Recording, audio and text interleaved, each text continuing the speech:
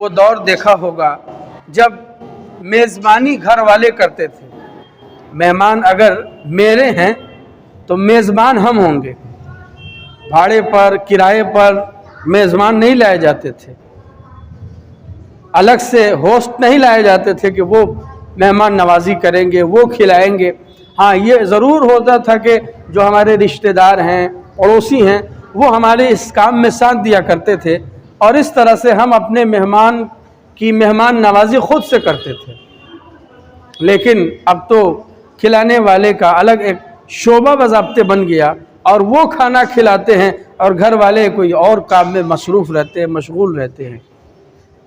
پہلے کھلانے کا جو نظام تھا اس میں کس طرح سے سنت سے قربت تھی کہ بیٹھ کر لوگ کھانا کھاتے تھے، برابر زمین پر بیٹھتے تھے، ٹیبل کرسی بھی شاید کبھی دیکھنے کو مل جائے، برابر زمین پہ لوگ بیٹھ کے کھانا کھاتے تھے، ضرورت کے مطابق کھانا لیتے تھے، اور کھلانے والا بانٹنے والا انہیں ضرورت کے مطابق کھانا دیتا تھا، اور کھانا برباد ہونے سے بھی بچ جاتا تھا، اور طریقہ بھی ایسا تھا جو طریقہ سنت کے مطابق ہوا کرتا تھا۔ مگر آج سب کچھ پس منظر بدل چکا ہے، سارا وہ طریقہ جو چلا آ رہا تھا وہ سب کچھ ہم نے چھوڑ دیا۔ نتیجہ یہ ہوا کہ آج کھلانے میں بھی کافی وقت لگتا ہے، چند محدود کرسیاں رہتی ہے، محدود ٹیبل ہوتے ہیں، اور اس پر جب کھانا کھلایا جاتا ہے تو کچھ لوگوں کو بلا وجہ انتظار بھی کرنا پڑتا ہے۔ ظاہر ہے کہ اتنی گنجائش اس میں نہیں ہوتی ہے کہ زیادہ سے زیادہ لوگ کھا سکے، تو کچھ لوگ کھا رہے ہیں اور کچھ لوگ ویٹ کر رہے ہیں۔ اچھا، جو سنت طریقہ تھا کھانے پینے کا وہ سارا کچھ ختم، بیٹھ کر کے کھانا، سکون کے ساتھ کھانا، اطمینان کے ساتھ کھانا۔ اب تو اگر کھانے بھی جا رہے ہیں تو ایک طرح کا اضطراب ہے، ایک طرح کی بے چینی ہے۔ پہلے تو آپ کو یہ دیکھنا پڑے گا کھانا کہاں ہے، کہاں بیٹھیں گے، بیٹھنے کی جگہ ہے بھی یا نہیں ہے کہ کھڑے کھڑے لے کے کھانا پڑے گا۔ چلیے بھائی، جگہ کا پتہ چل گیا کہ وہاں جگہ، وہاں کھانا ہے ہمیں، ٹھیک ہے وہاں کھانا ہے۔ اب دوسرا آپ کو گھور کے دیکھنا ہے کہ بھائی پلیٹ کہاں رکھی ہوئی ہے، ٹھیک ہے پلیٹ کا بھی پتہ چل گیا، وہاں پلیٹ رکھی ہوئی ہے۔ اب ایک لمبی قطار ہے، ایک لمبی لائن لگی ہوئی ہے، ایک گویا کہ ایک مارکیٹ میں آپ آ گئے ہیں، ایک بڑے بازار میں آپ آ گئے، بگ بازار ہے یہ۔ آپ نے دیکھا کہ لوگوں کا ایک ریلا ہے جو دھکا مکی کر رہا ہے، کوئی پلاؤ پہ گر رہا ہے، کسی کے منہ میں شوربہ لگ جا رہا ہے، اس قدر دھکا مکی ہوتے ہوئے چلے بھائی ہم بھی لائن میں لگتے ہیں۔ لائن میں لگنے کے بعد دیکھا، اب جو اس نے اٹھا کے رکھ دیا وہ ہم لے کے آگے بڑھ گئے، یہاں تک کہ اگر 10 چیزیں لینی ہیں تو 10 لوگوں کے پاس گئے، اور جا کے تب آپ کے پلیٹ میں کھانا آیا۔ پھر معلوم ہوا کہ جو جگہ دیکھے تھے بیٹھنے کے لیے وہاں کوئی اور آ کے بیٹھ گیا۔ اب انتظار کیجئے تاکہ خالی ہو تب بیٹھ کے کھائیے، اور نہیں تو کھڑے کھڑے کھائیے۔ ایک نیا سسٹم آیا جس میں سارا سکون ختم ہو گیا، سارا اطمینان ختم ہو گیا۔ اور اس کے ساتھ ایک اور بری بات یہ ہوئی کہ کھانا سب سے زیادہ، اگر کسی طریقے میں کھانے کا جو بھی طریقہ آپ جانتے ہیں، جس طریقے میں سب سے زیادہ کھانا برباد ہوتا ہے وہ یہی طریقہ ہے۔ آپ لینے گئے، کبھی آپ کی چاہت سے زیادہ دے دے گا، یا کبھی خود آپ زیادہ لے لیں گے، یہ بھی لے لیا، وہ بھی لے لیا، وہ بھی لے لیا، وہ بھی لے، ارے وہ بھی بنا ہے وہ بھی لے لے۔ 10 طرح کی چیزیں آپ نے لے لی، اب کھانے بیٹھے 3-4 طرح کی چیزیں کھائی، 5 طرح کی چیزیں کھائی، طبیعت بھر گئی، اب طبیعت نہیں کر رہی ہے کھانے کے لیے، کیا کریں گے؟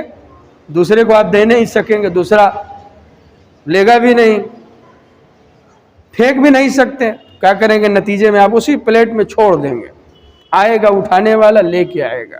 کبھی کبھی ڈھیری جمع کی جاتی ہے تو معلوم ہوتا ہے کہ چاول کا ڈھیر لگ گیا، روٹی اتنی سی ٹوکری میں آ جائے، ٹوکری کے اندر سما جائے، اتنی روٹیاں کلیکٹ ہو گئی، گوشت اتنا سارا برباد ہوا۔ اب ذرا اندازہ کیجئے کہ وہ لڑکی والا جس نے اتنا سارا انتظام کیا تھا. ظاہر ہے کہ میرج ہال میں آج کل آسان نہیں ہے، مگر اس نے چونکہ سماج کے ساتھ اسے رہنا ہے اس لیے اس نے اس کا سہارا لیا. مسجد کون پوچھتا ہے؟ مسجد میں اگر کوئی کہے کہ مجھے نکاح کروانا ہے، لوگ سمجھیں گے کہ یہ کیا آؤٹ ڈیٹڈ بات کر رہے ہیں آپ. لیکن ایسے وقت میں ہم نے ایسے لوگوں کو بھی دیکھا ہے جو آج کی تاریخ میں بھی مسجد میں نکاح کرواتے ہیں. جی ہاں، بڑی سادگی کے ساتھ کرواتے ہیں. چھوڑا تقسیم کر دیا، سمپل طریقے سے نکاح کر لیتے ہیں، سنت طریقے سے نکاح کر لیتے ہیں. اس نکاح میں برکت نہیں ہوگی تو کس نکاح میں برکت ہوگی؟ بہت سادہ طریقے سے بھی کچھ لوگ کرتے ہیں. اس طرف پلٹنا چاہیے، اپنے نبی کے طریقے کی طرف پلٹنے میں بھی سارا سکون ہے، سارا اطمینان. تو کھانا تو آپ کا اتنا برباد ہوا، اتنا خرچہ بھی ہوا، اتنی بربادی بھی ہوئی. اور یاد رکھیے، کھانا کھانے کی اجازت تو ہے، کھانا برباد کرنے کی اجازت نہیں ہے. ہمارے نبی فرماتے ہیں جو چاہے کھاؤ، جو چاہے پہنو، دو چیزیں نہیں ہونی چاہیے. ایک تو گھمنڈ نہیں ہونا چاہیے. کھانے کا بھی گھمنڈ ہوتا ہے کہ ہم تو ایسا کھاتے ہیں، کھانے میں انتظام کیا، فخر سے بیان کر رہا ہے ہم تو اس چیز کا انتظام کیا تھا، وہ کھلایا تھا، وہ کھلایا تھا، اور فخر سے بیان کر رہا ہے. یہ کیا ہے؟ گھمنڈ ہے، تکبر ہے جو بلوا رہا ہے اس سے. یہ نہیں ہونی چاہیے. اور دوسری چیز، بربادی نہیں ہونی چاہیے. بربادی بھی اگر ہے تو پھر اس کھانے میں کمی واقع ہو جائے گی، اس کھانے کے اندر گناہ شامل ہو جائے گا. کھانا تو آپ نے کھایا ٹھیک، لیکن برباد کیا اس کا گناہ یہ آپ کو برداشت کرنا پڑے گا، آپ کے سر پر آئے گا، آپ کے ذمے میں اس کا گناہ آئے گا، کیونکہ کھانا آپ نے برباد کیا.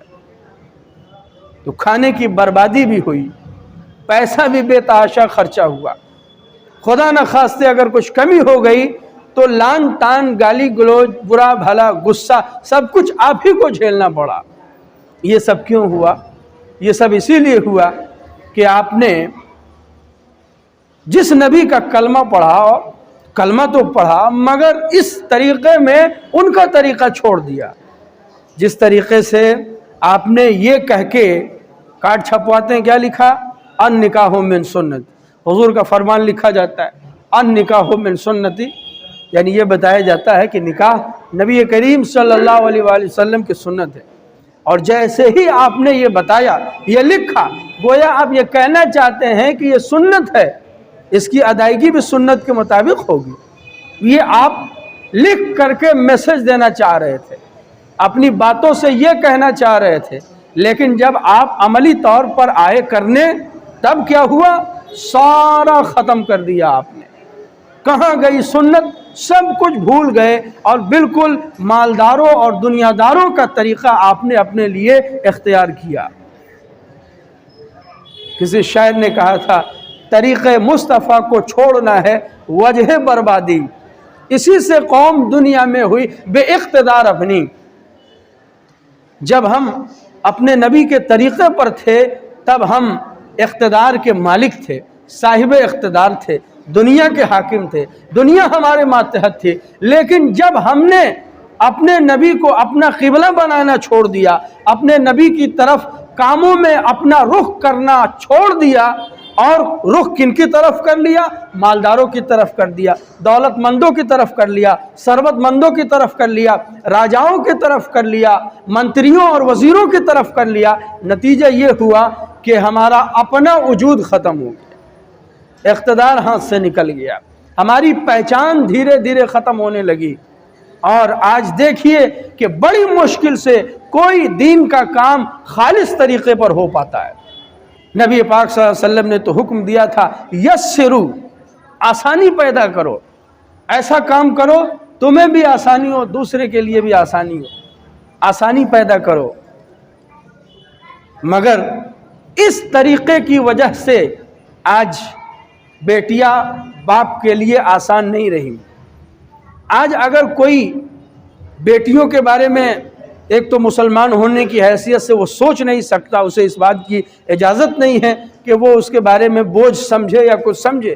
لیکن اگر کسی نے کسی کے किसी का बाप अगर फिक्रमंद हुआ तो वो बेटी की वजह से नहीं हुआ, बल्कि उस मंजर की वजह से वो चिंतित हुआ है, फिक्रमंद हुआ है, जिसका उसे सामना करना है, जिसको आगे चल के उसे फेस करना है।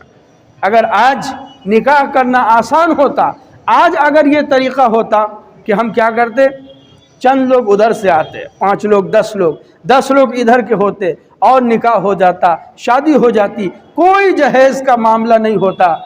याद रखिए, आज एक बाप को, एक माँ को फ़िक्रमंद होने की ज़रूरत नहीं थी कि शादी कैसे होगी, कैसे हम निभाएंगे, कैसे हम समाज में चेहरा दिखाएंगे। ये सारा चैप्टर क्लोज हो जाता, उसे सोचने की ज़रा बराबर भी ज़रूरत नहीं थी। अगर इस चीज़ के लिए किसी बाप को फ़िक्रमंद होना पड़ा है तो वो हमारा खुद का समाज है, जिसने इस तरह से दुश्वारियाँ खड़ा कर ली कि हर बाप फ़िक्रमंद हो गया।